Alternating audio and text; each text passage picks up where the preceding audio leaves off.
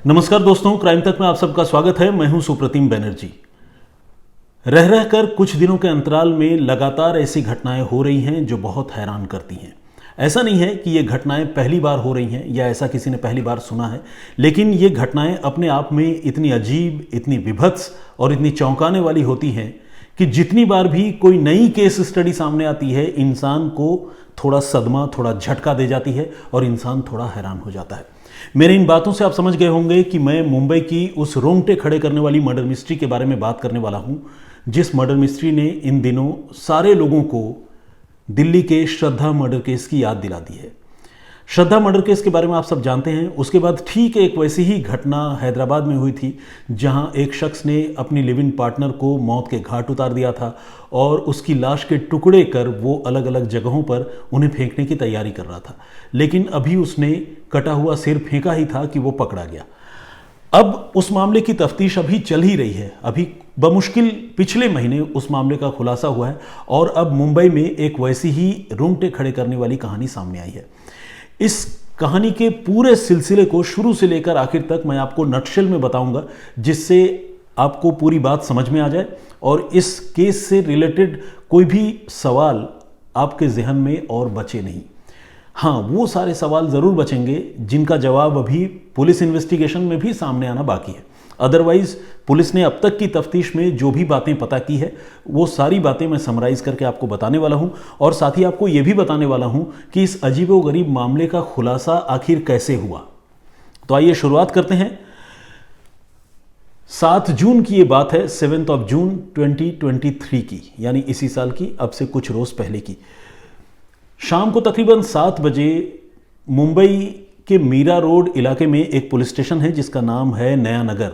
इस नया नगर police station में एक शख्स फ़ोन करता है। फ़ोन करने वाला आदमी बताता है कि मेरा नाम सोमेश श्रीवास्तव है और मैं अपने पड़ोस के एक मकान से आ रही बदबू की वजह से बहुत ज़्यादा परेशान हूँ। मुझे ऐसा लग रहा है कि उस मकान में कोई अनहोनी हुई है जिसे छिपाने की कोशिश की जा रही है। मैंने उस मकान के मालिक से, यानी जो शख्स वहाँ रहता है, उससे बात भी की है, लेकिन वो इस मामले को लेकर थोड़ा सा लापरवाह दिख रहा है और वो बहुत ज़्यादा रिस्पॉन्ड करने के मूड में नहीं लग रहा है। तो ये बात जब सोमेश श्रीवास्तव ने पुलिस को बताई तो फ़ौरन जो नया नगर की पुलिस टीम है वो मौका वारदात पर पहुंची। और जैसा कि मैंने आपको बताया, शाम का वक्त था। पुलिस जब वहाँ पर पहुंची तो पुलिस ने जैसे ही उस फ्लैट के पास पहुंची, पुलिस को भी एहसास हुआ कि हाँ, फ्लैट के अंदर से किसी चीज़ के सड़ने की बदबू आ रही है। ये 7th फ्लोर में ये फ्लैट मौजूद था और फ्लैट नंबर है 704। और जिस सोसाइटी से ये खबर आई थी और पुलिस जिस सोसाइटी में पहुंची थी, उस सोसाइटी का नाम है मीरा आकाशदीप सोसाइटी। पुलिस जब वहाँ पर पहुंची और पुलिस ने भी रियलाइज़ किया कि हाँ, अंदर से फाउल स्मेल आ रही है, बदबू आ रही है, तो पुलिस ने पहले इंतज़ार किया कि जो उस मकान का मालिक है वो कहाँ है, उसके बारे में पता करे। थोड़ा वेयर अबाउट्स उसके बारे में जानकारी पुलिस ने जुटाई, लेकिन आस पड़ोस के लोगों ने बताया कि वो आदमी यहाँ था ज़रूर, लेकिन कुछ देर पहले जब उससे इस बारे में पूछताछ की गई तो वो जल्दबाजी में यहाँ से चला गया। ये बात सुनते ही पुलिस का शक जो है और गहरा हो गया और उसके बाद पुलिस ने बगैर देर किए हुए उस घर का ताला तोड़ दिया। पुलिस के पास ये लीगल राइट्स होती है कि इस तरह के सस्पेक्टेड केसेस में जांच के लिए वो आगे बढ़े, ज़रूरत पड़े तो किसी मकान का ताला भी तोड़ दे। पड़ोसी भी वहाँ पर थे और जैसे ही ताला टूटा, इतनी तेज़ बदबू आई कि वहाँ खड़े सारे लोगों के लिए वहाँ टिकना मुश्किल हो गया। ये शक जो पुलिस का था और पड़ोसियों का था, वो इस बदबू की इंटेंसिटी से लगातार गहराता जा रहा था। अब पुलिस अंदर गई और पुलिस के साथ साथ सोमेश जो पड़ोसी हैं वो भी अंदर गए।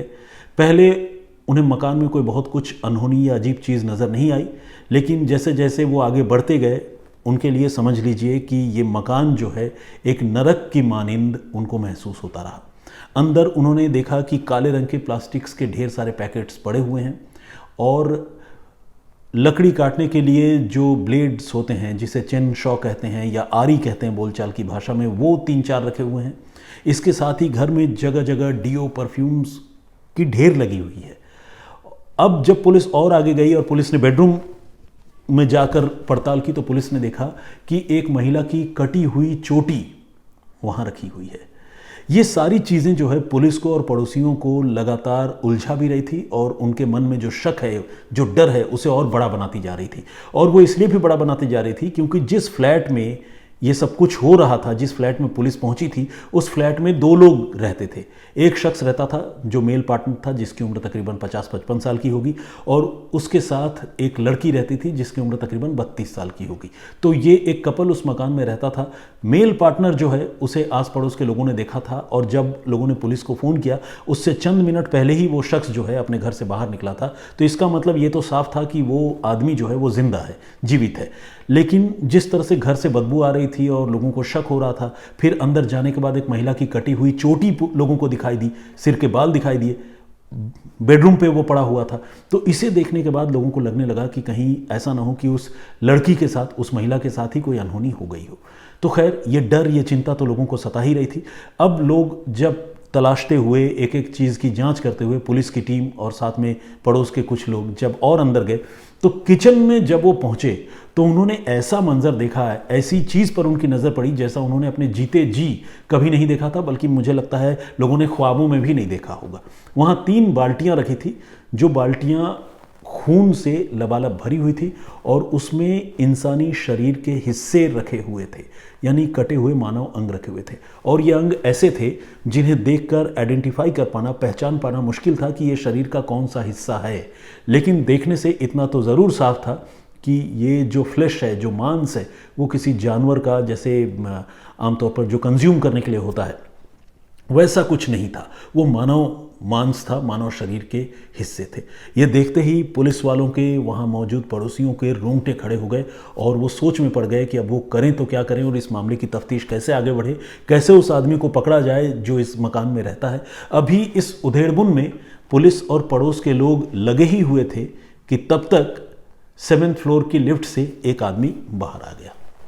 जैसे ही बाहर आया और वो अपने मकान की तरफ बढ़ा तो उसने देखा कि फ्लैट नंबर 704 का दरवाज़ा खुला हुआ है, और जैसे ही देखा खुला हुआ है, कुछ पुलिस वाले मौजूद हैं, कुछ लोग मौजूद हैं, वो आदमी उल्टे पांव वापस लिफ्ट की तरफ आया और वहाँ से भागने की कोशिश करने लगा। उस आदमी पर जो है आस पड़ोस के लोगों की तब तक नज़र नहीं पड़ी थी, लेकिन उसकी एक्टिविटी देखकर, खासकर ऐसे किसी आदमी की नज़र नहीं पड़ी थी जो उस आदमी को पहचानता था। लेकिन एक आध पुलिस वालों ने उसे देखा, और जैसे ही देखा कि वो आदमी बड़े सस्पिशियस तरीके से, संदेहास्पद तरीके से इस मकान की तरफ आ रहा था और वहाँ से वापस मुड़ गया, तो फिर पुलिस जो है वो चौकन्नी हो गई। और वहाँ पर जो प्रॉपर्टी डीलर हैं, जिसने इस आदमी को ये मकान किराए पर दिलाया था, उस आदमी ने, उस प्रॉपर्टी डीलर ने, एजेंट ने इस आदमी को जो इस मकान में रहता है उसे पहचान लिया, और पहचानने के बाद फिर पुलिस को बताया और पुलिस ने फ़ौरन उसे इंटरसेप्ट कर लिया, उसे पकड़ लिया।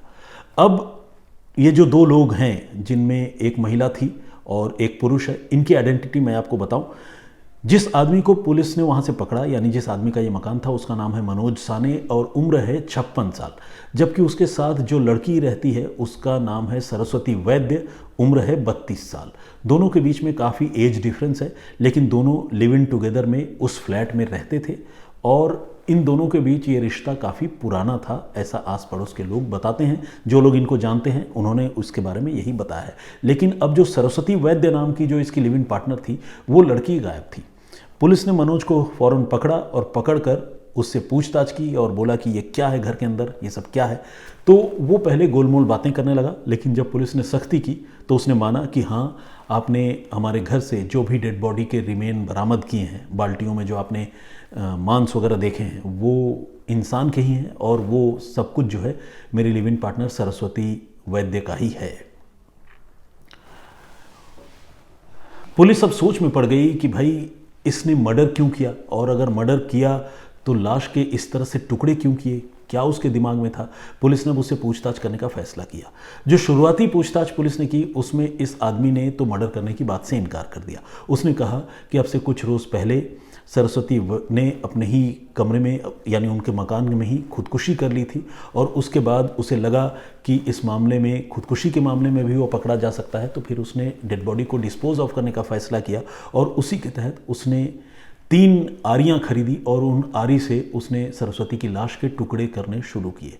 उसने माना कि उसने अपनी लिव इन पार्टनर की लाश के टुकड़े किए हैं, तकरीबन 20 टुकड़े किए हैं।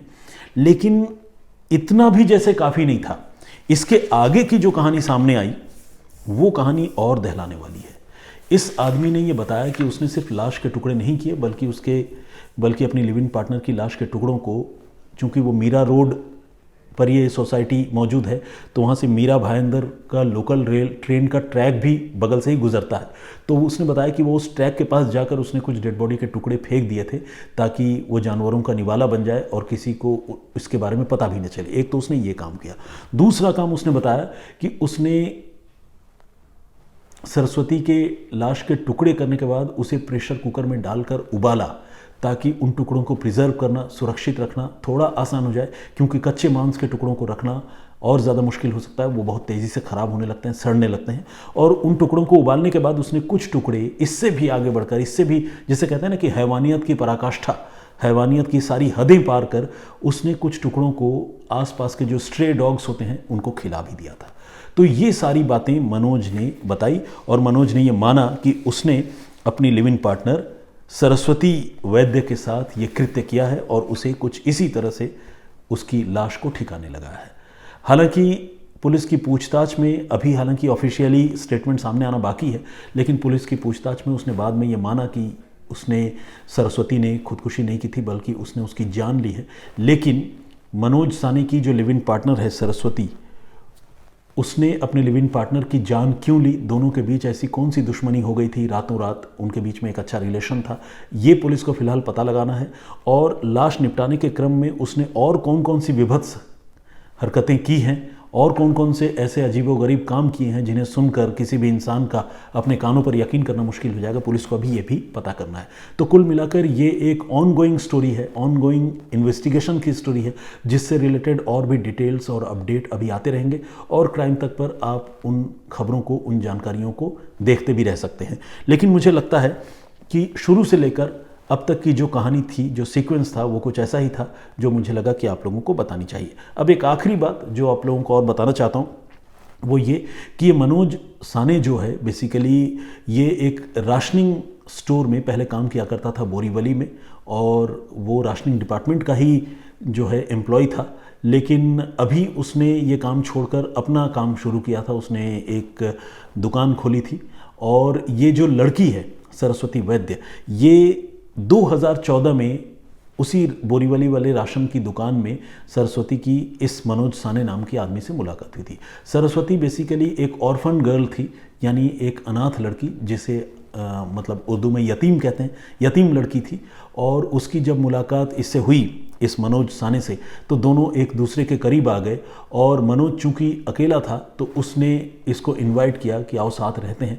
फिर इस तरह से दोनों लिव इन में रहने लगे और लिव इन में रहने का ये सिलसिला 2014 से ही चल रहा था।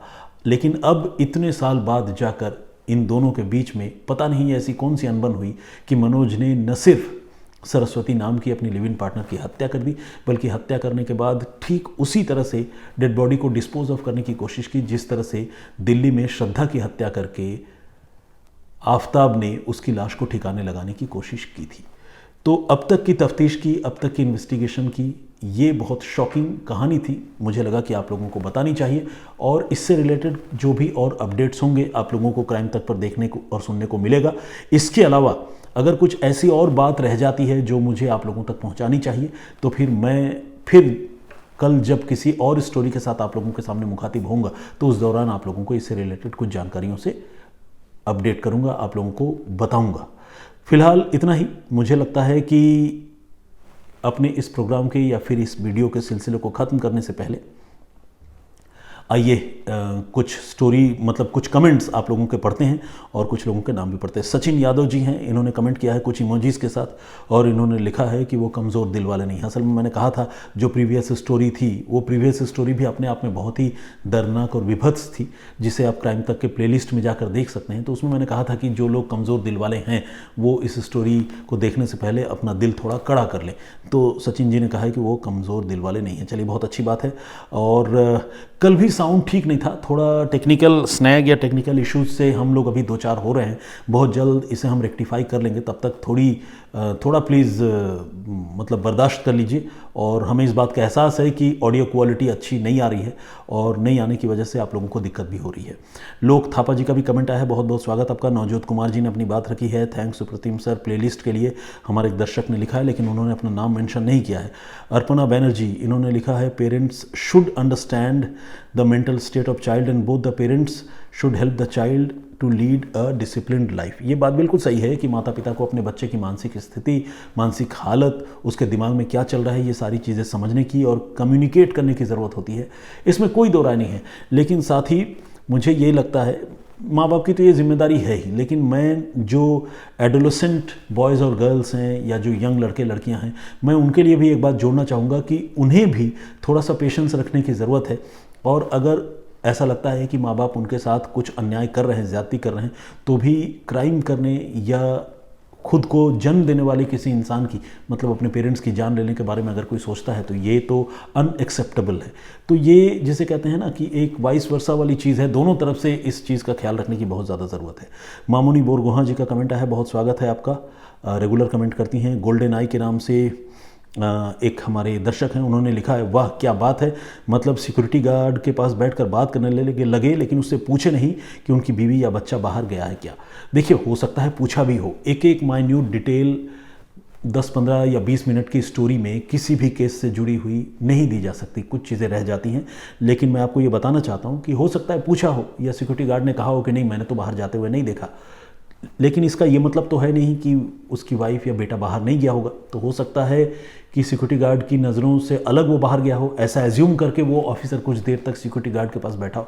तो इसीलिए मेरे कहने का मतलब ये है कि एक स्टोरी जिस तरह से रिसर्च करता हूँ, जिस तरह की जानकारियाँ सामने आती है, मैं आप लोगों के सामने उसको पेश करता हूँ। कुछ चीज़ें छूट भी जाती हैं तो उन चीज़ों को काइंडली कंसिडर भी किया करें। जीवन पाठक जी का भी कमेंट है, बहुत बहुत स्वागत है आपका। गीता दीदी का ब्लॉग के नाम से एक आईडी है, इन्होंने भी कमेंट किया है, बहुत धन्यवाद आपका।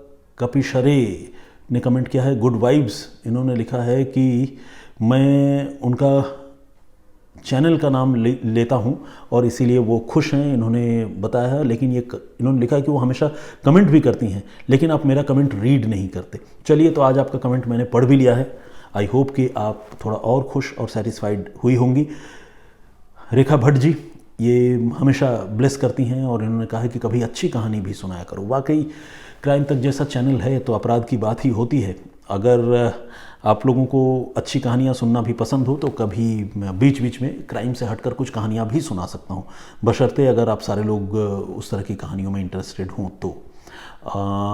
आशा मरांडी जी का कमेंट आया है, बहुत स्वागत है आपका। आपके सरनेम से मैं गेस कर सकता हूँ कि आपका ताल्लुक ज़रूर बिहार, झारखंड, बंगाल, उड़ीसा या छत्तीसगढ़ से होगा। Bengali babu, you are the best crime journalist, हमारे एक दर्शक ने लिखा है। इस कॉम्प्लीमेंट के लिए बहुत बहुत धन्यवाद आपका। झूमुर चक्रवर्ती जी ने भी कमेंट लिखा है। सरिता चौहान जी ने गुड इवनिंग कहा है, मेरी ओर से भी गुड इवनिंग। इस्माइल बाशु, इन्होंने अपनी बात रखी है। नंदनी डाबी जी रेगुलर कमेंट करती हैं। मिस्टर उमेश भूइया, इन्होंने चरण स्पर्श कहा है, थैंक यू वेरी मच भाई, बहुत खुश रहिए आप। हालांकि मतलब मुझे नहीं लगता है कि मेरा किरदार इतना बड़ा है कि आप चरण स्पर्श करें, बट हो सकता है आप उम्र में मुझसे काफ़ी छोटे हों, उस लिहाज से आपने किया होगा। तो एनीवे, बहुत खुश रहिए यार, आपको भगवान सारी खुशियाँ दे, मैं अपनी तरफ से यही कह सकता हूँ। और इन्होंने कुछ इमोजीज़ के साथ एक मज़ाहिया कमेंट भी किया है। श्री लक्ष्मी जी का भी कमेंट आया है, बहुत बहुत स्वागत है आपका। गोविंद कनौजिया जी हैं। मीता भट्टाचार्य मेरे होम टाउन से हैं, बहुत स्वागत है आपका। और बिंदिया भट्ट भाटिया जी का भी कमेंट आया है, जिनका सरनेम मैं पहले बार गलत पढ़ ले रहा था। अलका भटनागर जी, बिंदिया जी अब और गलती नहीं होगी, बी और ओन वर्जन के नाम से एक आईडी है, उन्होंने भी कमेंट किया। इन्होंने लिखा है कि इनका नाम सैफ अली है और इन्होंने लिखा है कि you are my favourite, we love you so much. मैं अपने काम करते करते आपको सुनता हूँ। अच्छा सैफ, क्या काम करते हैं कभी वो भी बताइए। मौलाना निसार अहमद नागपुरी साहब का भी कमेंट आया है, बहुत बहुत स्वागत आपका। संगमित्रा जिना जी और प्रदीप भामू जी महाराज। इसके अलावा एक और हमारे सज्जन हैं जिन्होंने अपना नाम तो नहीं लिखा है, लेकिन उन्होंने लिखा है कि वो इमोजी नहीं बनाता तो भी पकड़ा जाता, थंबनेल गलत दिया है आपने। चलिए, आपने कहा मैंने मान लिया। बहुत बहुत धन्यवाद आप सारे लोगों का, मैं बहुत शुक्रगुजार हूँ कि आप लोग इतने पेशेंटली और इतनी रिलीजियसली मेरे वीडियोस को देखते हैं और इतना पसंद करते हैं, इतना कमेंट करते हैं। प्लीज़ इस सिलसिले को बनाए रखिएगा। आज जो बात या जो कहानी, जो वाक़या मैंने आप सबके सामने रखी, उस पर आपका जो भी नज़रिया है या आप जो सोचते हैं, प्लीज़ कमेंट करके ज़रूर बताइएगा। फिर हाजिर होऊंगा किसी और कहानी, किसी और वाक़ये के साथ। तब तक अपना बहुत ख्याल रखिए, सुरक्षित रहिए। जय हिंद, जय भारत।